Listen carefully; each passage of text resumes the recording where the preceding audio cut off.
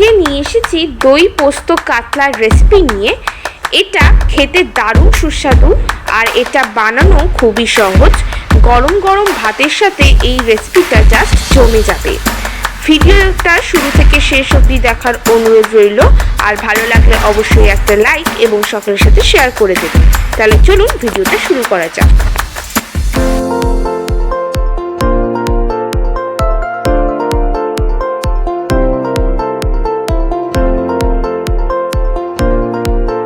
দই পোস্ত কাতলা তৈরি করবার জন্য সবার প্রথমে আমি কড়াইতে দিয়ে দিয়েছি সর্ষের তেল। তেল গরম হয়ে গেছে।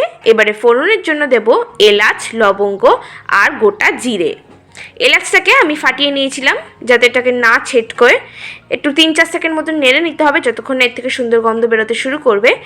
যখন এর থেকে সুন্দর গন্ধ বেরোতে শুরু করবে তখন আমি এর মধ্যে দিয়ে দেব পেঁয়াজ, কাঁচা লঙ্কা আর আদা পেস্ট। এখানে আমি একটা ছোট সাইজের পেঁয়াজ, 1/2 ইঞ্চ আদা আর 2টো কাঁচা লঙ্কাকে পেস্ট করে নিয়েছিলাম। এবারে এটাকে নেড়ে যেতে হবে যতক্ষণ না মশলার কাঁচা গন্ধটা দূর হয়।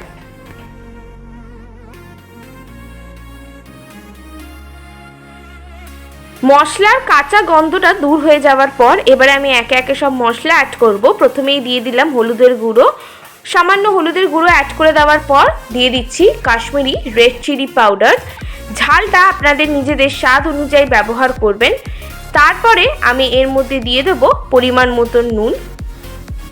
নুন দিয়ে দেওয়ার পর তারপর দেব পোস্ত বাটা। পোস্ত বাটাটা দিয়ে অল্প একটু জল অ্যাড করে এইবারে মশলাটাকে আমি ভালো করে কষিয়ে নেব।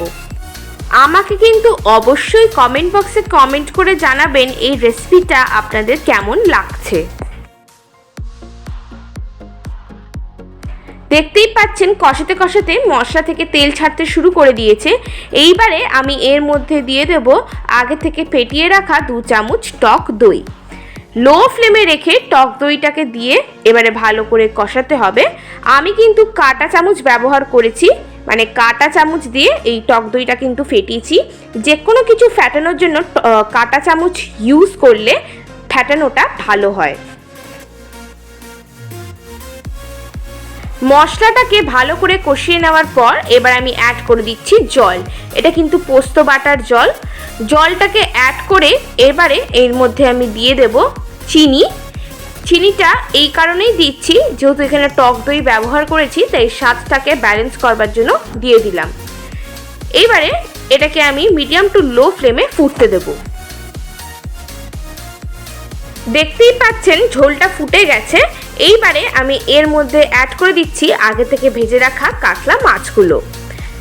কাতলা মাছগুলোকে আমি ধুয়ে ভালো করে নুন হলুদ দিয়ে মাখিয়ে তারপর ভেজে নিয়েছিলাম। আমি আর সেটা দেখাইনি, আপনারা অনেকেই জানেন মাছ কী করে ভাজতে হয়, তাই আমি আর বেশি ভিডিওটা বড় করিনি।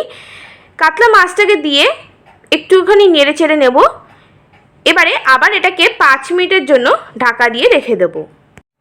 5 মিনিট ফোটানোর পর দেখতেই পাচ্ছেন গ্রেভিটা এরকম ঘন হয়ে গেছে। তৈরি হয়ে গেছে আমাদের আজকের রেসিপি দই পোস্ত কাতলা। কিন্তু তার আগে নামানোর আগে আমি 2টো কাঁচা লঙ্কা অ্যাড করে দিলাম।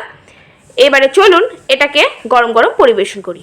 তৈরি হয়ে গেছে আমাদের আজকের রেসিপি দই পোস্ত কাতলা। এটা আপনারা অবশ্যই বাড়িতে ট্রাই করবেন এবং আমাকে কমেন্ট বক্সে কমেন্ট করে জানাবেন ভিডিওটা কেমন লাগলো। ধন্যবাদ।